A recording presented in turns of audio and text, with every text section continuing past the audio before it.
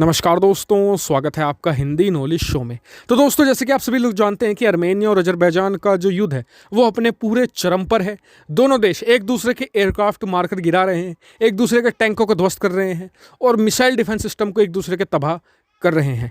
लेकिन आर्मेनिया, जो अभी तक अजरबैजान पर भारी पड़ रहा था, अब उसकी तरफ पासा पलटता दिख रहा है। अब अजरबैजान भारी पड़ रहा है। कारण है एक तो आईएसआईएस के आतंकी, दूसरी तरफ तुर्की समर्थित सीरियन आतंकी और इसके अलावा पाकिस्तानी फौज के जिहादी भी। जी हाँ, इनकी भी खबर है कि ये भी एक समय अजरबैजान की सपोर्ट कर रहे हैं। और ये अपने आप में एक बड़ी बात है, क्योंकि आर्मेनिया की आर्मी बहुत ज़्यादा ट्रेंड है, ये बात बिल्कुल सही है। और अजरबैजान की 1,20,000 की आर्मी पर भारी पड़ रही थी। लेकिन जो आईएसआईएस के आतंकी हैं, इसके अलावा पाकिस्तानी सेना के कुछ जिहादी, ये मिलकर इतना ज़्यादा प्रेशर क्रिएट कर रहे हैं आर्मेनिया पर कि उसे लगातार पीछे हटना पड़ रहा है। और इसको लेकर आर्मेनिया की कम और इन जो जिहादी है इनकी कम आलोचना हो रही है। सबसे ज़्यादा आलोचना हो रही है रशिया की। कारण है रशिया आर्मेनिया का एक डिफेंस पैक्ट।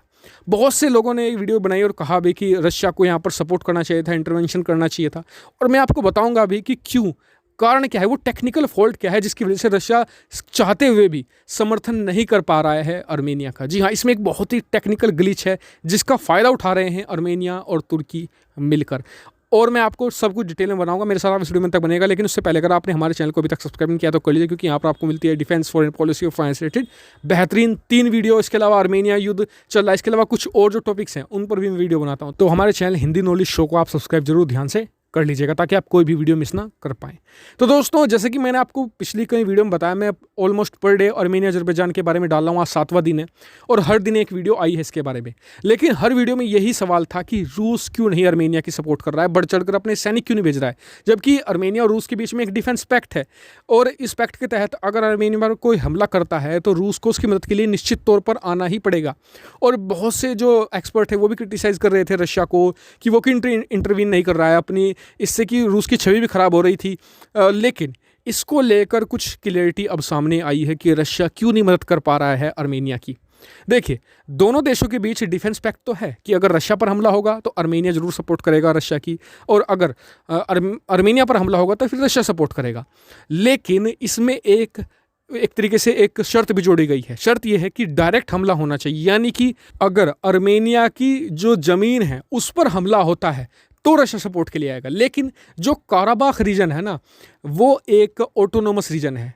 उसे ना तो कोई देश मानता है, मतलब कि जो इंटरनेशनल वर्ल्ड है, ना तो मानते हैं कि वो आर्मेनिया का हिस्सा है, ना ही उसे मानते हैं कि वो अजरबैजान का हिस्सा है, और ना ही उसे एक स्वतंत्र राष्ट्र मानते हैं। बस उसे एक ऑटोनोमस रीजन दे दिया है। वो जरूर कंट्रोल में आर्मेनिया की आर्मी के है, लेकिन उसे आर्मेनिया का ऑफिशियल पार्ट ना तो यूनाइटेड नेशन का कोई देश मानता है, ना ही रशिया मानता है। यानी कि और इसी ग्लिच का फ़ायदा उठा रहे हैं जो अजरबैजान और तुर्की है। वो क्या कर रहे हैं कि वो हमले कर रहे हैं सिर्फ काराबाख रीजन में।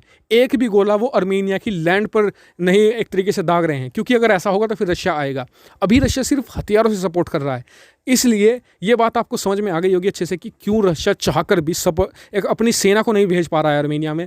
और दूसरा एक कारण ये भी है, जी हाँ, इसको भी मैं डिनाई नहीं करूँगा कि रशिया नहीं चाहता कि तुर्की के साथ उसके संबंध खराब हो, क्योंकि उसने बड़ी मेहनत के साथ तुर्की को अपनी तरफ लाया है, थोड़ा बहुत झुकाया है ताकि नाटो में कुछ दरार डाल सके। ये भी नहीं चाहता रूस। लेकिन जो मेन कारण बताया जा रहा है, जो रशियन मीडिया में भी डिस्कस हो रहा है, वो यही है कि इसमें जो मतलब कि दोनों देशों के बीच जो गठबंधन है उसमें ये एक छोटा ग्लिच है जिसका दोनों देश मिलकर यानी कि अजरबैजान और तुर्की फ़ायदा उठा रहे हैं। आपका इस पर क्या मानना है, कमेंट करके जरूर बताएगा। और साथ ही चैनल को सब्सक्राइब करना मत भूलिएगा ऐसी बहुत सारी डिफेंस, फॉरेन पॉलिसी और फाइनेंस रिलेटेड वीडियो के लिए। Thank you for watching video.